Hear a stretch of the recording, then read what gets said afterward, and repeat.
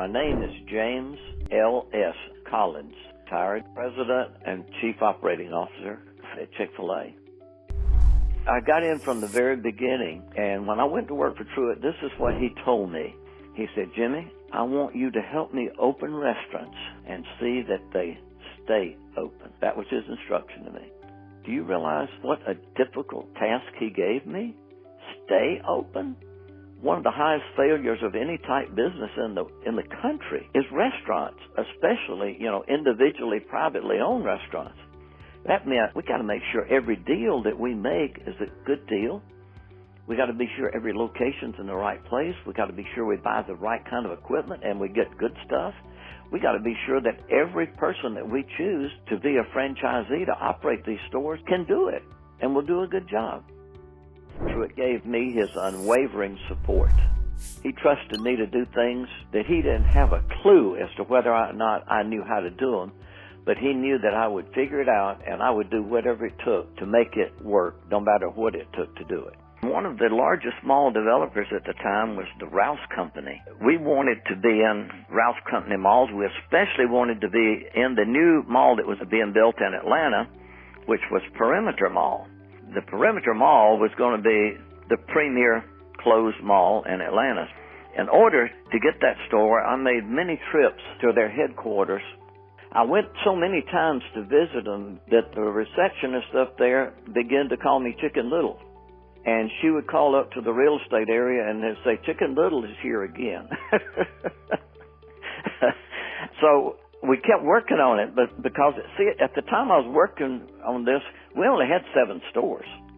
This was going to be a big addition. And I just couldn't break through. And so Truett and I, whenever the leasing people would come to Atlanta to visit the mall under construction, we would use our undercover agents to tell us when they were coming, and we would take food out. We'd take sandwiches and other food out to let them eat the food that we were serving. We were doing everything we possibly could, and still they were saying no, no, no. I thought that there's got to be some way for me to stay in contact with them so that I don't have to go up there every week. And I began to write postcards. We had these picture postcards that were pictures of the restaurant we had in Oglethorpe Mall in Savannah, Georgia, and pictures of the food. So I would write these postcards, and I wrote a card every day. And just a little short message on there, a reason why they should have Chick-fil-A in the mall. And I sent those, and I would mail them daily.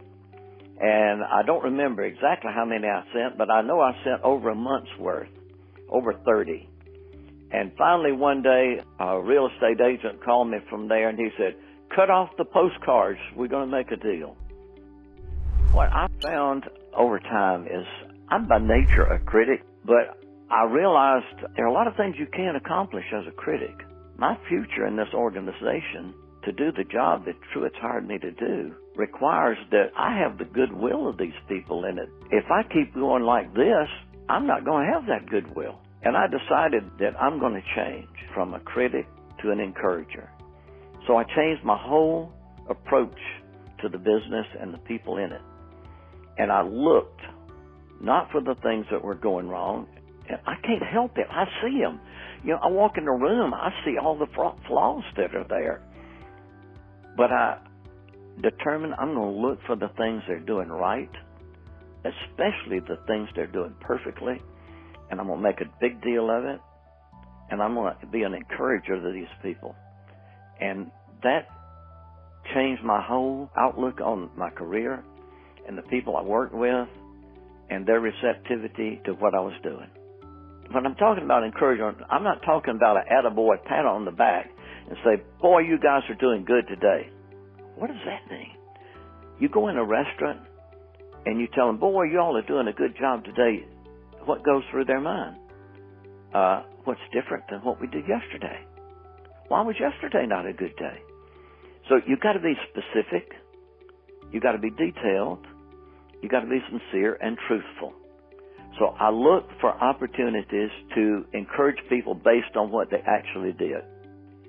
Outside the Atlanta area, the people who worked in the restaurants did not know me.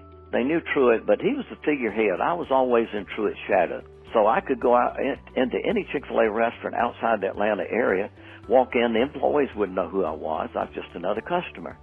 Now, they might notice if they look closely, I was wearing a Chick-fil-A tie. Usually I could order the food, go sit down, and when I got the food out, I would make my mind up on what I needed to do. Was the food right? Was it good? Was it bad? And then I would make my decision, and I would go to the kitchen. And so I went in the restaurant this day. I looked at the food. I looked at the waffle fries, and I thought, I got to go in the kitchen. Open the door, go into the kitchen, and speak in a loud voice and about this tone. I want to know who made my waffle fries. So you can imagine the kind of reaction that gets. Somebody thinks they're in trouble, right? I would ask, and usually people would say, she did it. They didn't want to say they did it. But on this particular day, this guy said, I made them.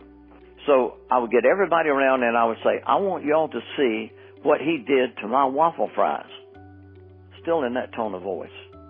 I turned to the young man and I held the waffle fries in my hand in the bag and I said, what do you see here? And then I asked the other people the same thing. What is this?